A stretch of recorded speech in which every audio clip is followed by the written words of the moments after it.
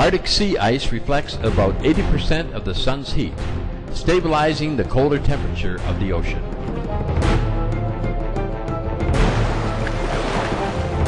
Based on the latest satellite data cited in a December 2007 article, National Aeronautics and Space Administration climate scientist Jay Zwally predicts that nearly all the ice could be gone from the Arctic Ocean by the end of summer 2012.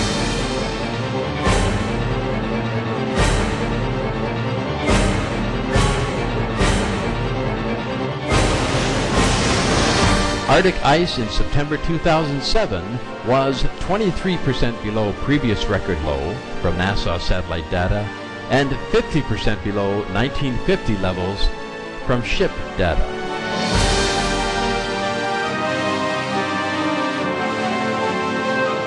Other records surpassed.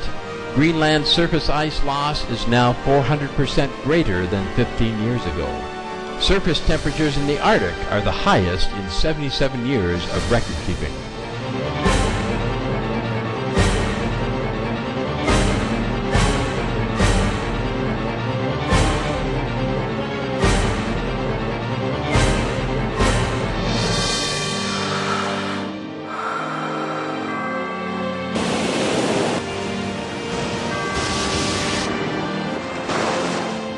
There is hope.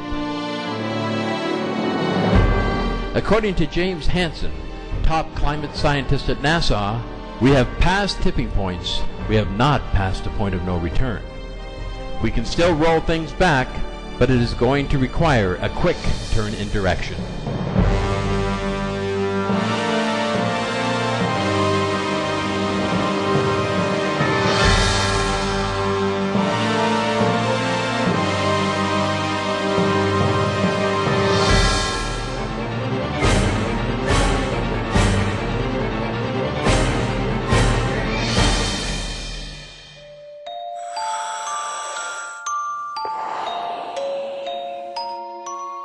Dr. Gerald Dickens, Associate Professor of Earth Science at the prestigious Rice University, located in Texas, USA, and Editor-in-Chief of the American Geophysical Union's Paleoceanography Journal, stated in an interview with Supreme Master Television. But it turns out that most of the carbon, about 93% of it, is in the ocean, not trees or in the atmosphere. And so what's happening right now is we're adding a lot of carbon to the atmosphere. And it's coming in much faster than it can go into the biosphere or into the ocean. So that's why the CO2 is going up very, very quickly. According to U.S. University of California Davis's newspaper, the California Aggie, published on March 4, 2008, U.S. professor says methane from Arctic lakes adds to global warming. In a talk presented at the University of California at Davis, Dr. Katie Walter, a professor of limnology and environmental research at the University of Alaska, stated that methane bubbling up from Arctic lakes is now being released into the atmosphere. This is due to melting of the lake's permafrost layers resulting from climate change. According to Dr. Walter, who has personally conducted Arctic lake research in areas such as Siberia, this phenomena causes further global warming because methane fuels its own production by melting even more permafrost layers once released.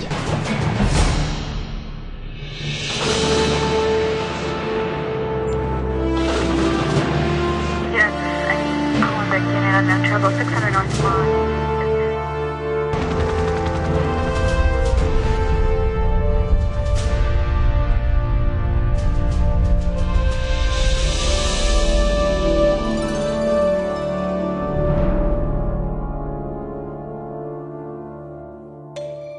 We have to save this planet so that we'll be able to stay first. Because if the ice all melt, if the pole all melt out, and then if the sea is warm, then the gas will be released from the ocean and we'll all be poisoned by the gas from the ocean. It's a lot of gas, enough to kill everyone. If you see the Singapore lecture, I already warned that we have to change the way we live, otherwise it's too late. It's 10 or 15 years ago. Before that, I always talk about how we deforest our planet, yeah? meat eating and all that is contribute to a lot of damage to our planet, you know. Scientists say many things. They're listening now, but I just hope they do it fast. It just take action.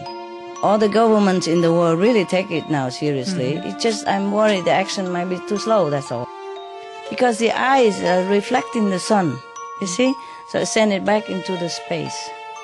But the eyes are melting so fast now that there's not enough reflection, yeah? And because the sea is already warm. And because the sea warm, it melts the ice. And because the ice melt, the sea warmer. You see what I mean, the cycle?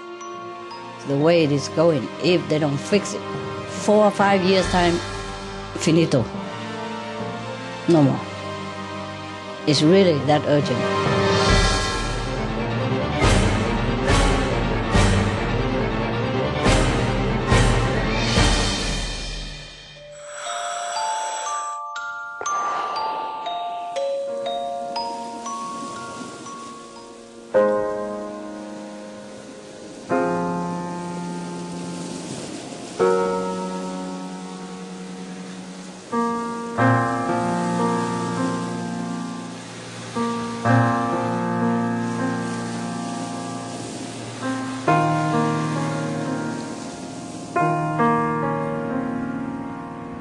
I wanted to ask, if you had a message for the leaders of the world, what would you say to them?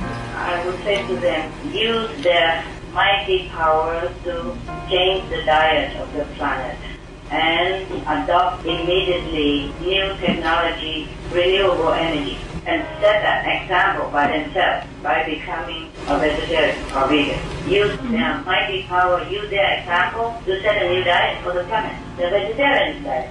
Yes, thank you, Master. They first have to be vegetarian, and then they use their power. Truly, they could do that by forbidding meat as well, by citing all the harm that meat will do to humans and the planet. Forbid meat eating, just like forbid smoking cigarettes and drugs. There's also another kind of harmful drug.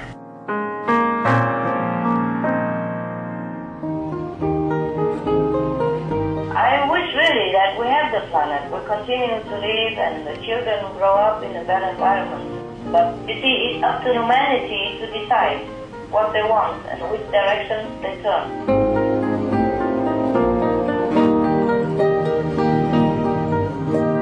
Must have, since stock breeding is the major cause of greenhouse gas, it looks like vegetarianism would be a solution, but do you think it would be enough? No, I don't say just vegetarian, you know. Technology has to change. We have veggies, we have renewable energy, we have hybrid cars, we have planting trees, we have prayer, remember? Vegetarianism is for a long-term benefit, to lessen the karma, to touch the mercy of heaven.